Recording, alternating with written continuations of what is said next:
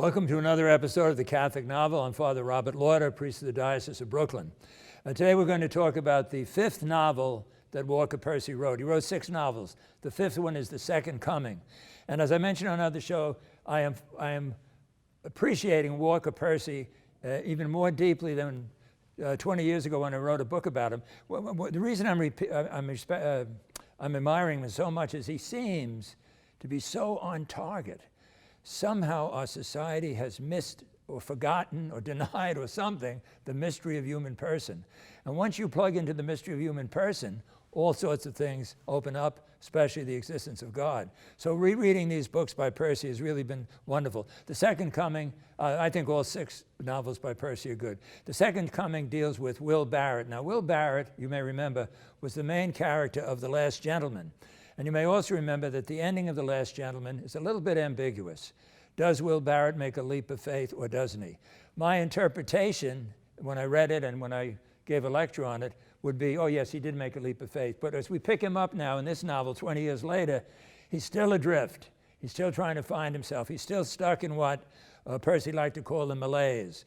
By the malaise, he means, nothing matters, nothing's important, nothing's significant. But most important, you've lost the sense of self, okay?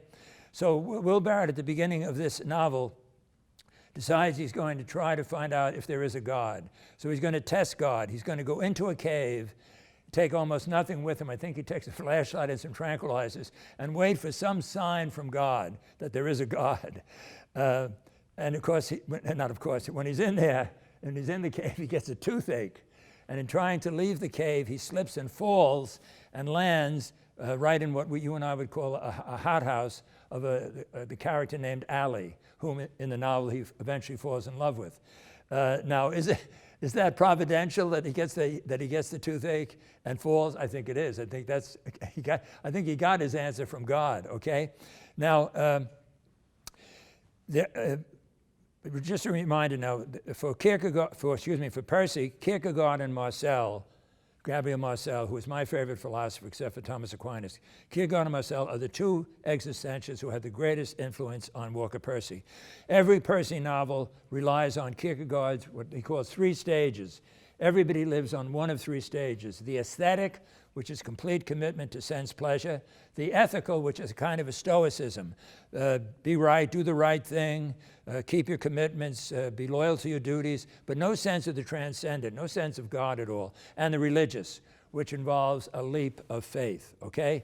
So every novel is dealing with that. You don't have to know that to enjoy the novels, but if you know it, I think it adds to it, okay? So at the beginning of the novel, Will Barrett, why is the novel called Second Coming? Because it's the second novel in which Will Barrett is the main character, and of course it mainly refers to the second coming of Christ, okay? So once you make this religious leap of faith, what do? You bear witness to it. You try to live in such a way that your life would make no sense at all if there was no God. Now, when I teach this at St. John's University, I have to kind of work overtime because I don't think, I could be wrong about this, I don't think college students get a sense of what an important thing bearing witness is. Every convert I have ever met in my life has been converted because of the witness of some Catholic.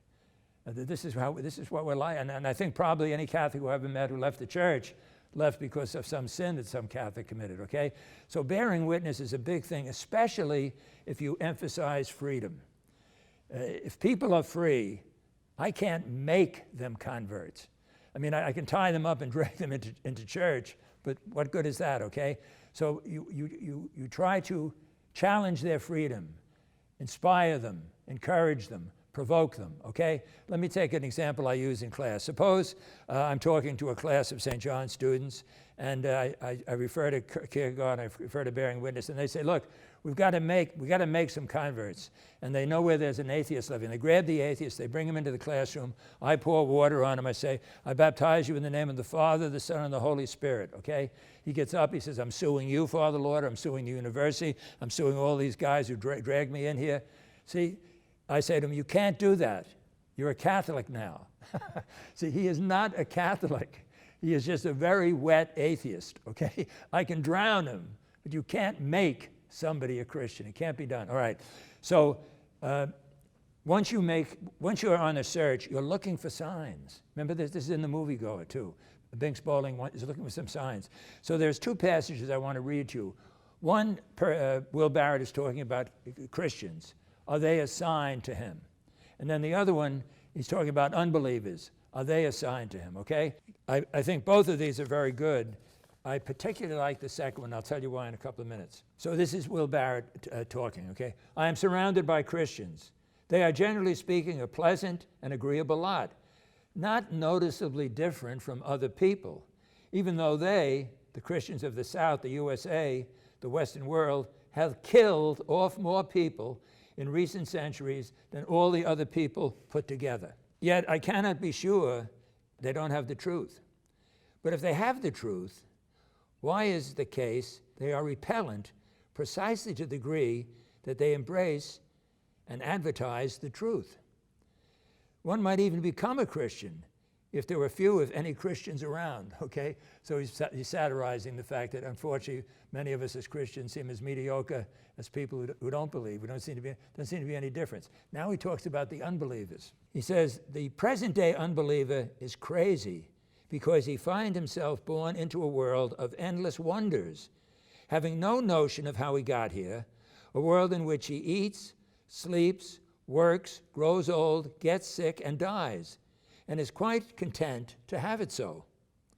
Not once in his entire life does it cross his mind to say to himself that this situation is preposterous, that an explanation is due him, and to demand such an explanation, and so refuse to play out another act of the farce until an explanation is forthcoming. No, he takes his comfort and ease, plays along with the game, watches TV, drinks his drink, laughs, curses politicians, and now and again, to relieve the boredom and the farce of which he is dimly aware, goes off to war to shoot other people. For all the world as if his prostate were not growing cancerous, his arteries turning to chalk, his brain cells dying off by the millions, as if the worms were not going to have him in no time at all. On the contrary, the more intelligent he is, the crazier he is. He becomes a professor and forms an interdisciplinary group. He reads Dante for its mythic structure. He joins the ACLU and concerns himself with the freedom to inquire just how in God's name he should find himself in such a ludicrous situation as being born in Brooklyn, living in Manhattan, and being buried in Queens. He is as insane as any French intellectual. I think that is great writing, and I must tell you, it speaks to my experience completely.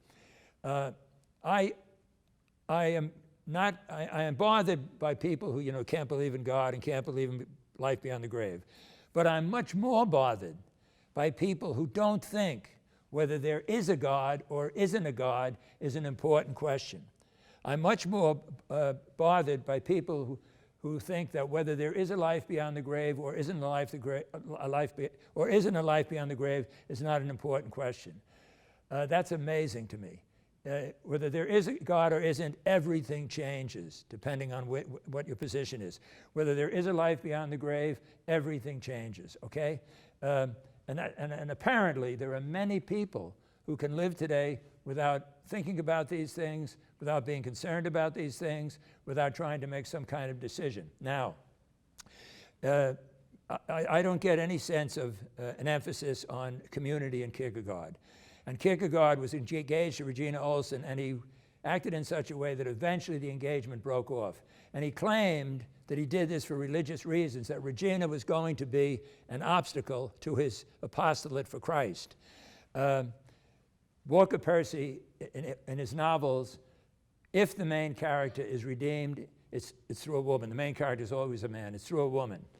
And in this one, he seems to have described the relationship between Will Barrett and Allie much better than he did in any other novel. So almost 100 years after Kierkegaard, Martin Buber, the personalist, wrote an essay saying, "Letter to a Single One." And what he said was, Kierkegaard misunderstood religion. Regina need not be an obstacle to God. She could have been the way to God.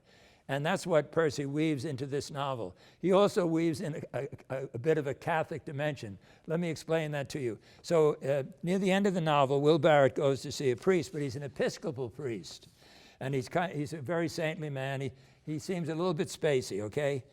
What do I want of him? Mused Will Barrett. Will Barrett thought about Allie in her greenhouse, her wide gray eyes, her lean, muscled boy's arms, her strong, quiet hands. His heart leapt with a secret joy. What is it I want from her and him, he wondered. Not only want, but must have. Is she a gift, and therefore a sign of a giver? Could it be that the Lord is here, masquerading behind this silly holy face? He means the priest, the Episcopal priest.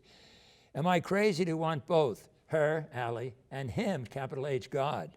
No, not want, must have, and will have. And I think with that ending to his novel, Percy has wed Buber and Kierkegaard, that he's embraced Buber's position that the person we love need not get in the way of God, but actually can be the way to God. And the Episcopal priest believes in apostolic succession, which means his faith is tied to Catholicism. I'm laughing because, I give the definition of the Catholic novel, and without that little note that the Episcopal priest believed in apostolic confession, I'd have to adjust my definition. So I think it's real. I appreciate this novel so much more than I did when I read it, whatever that was, 20, 30 years ago. You have to read it carefully, and I think what you have to do, I shouldn't say have to do, but what will help is if you see the problems that Percy is attacking, and if you see how cleverly he does it. It's all art. It's not proselytizing, it's art, but it's incisive, it's intuitive, it's insightful. I think it's terrific.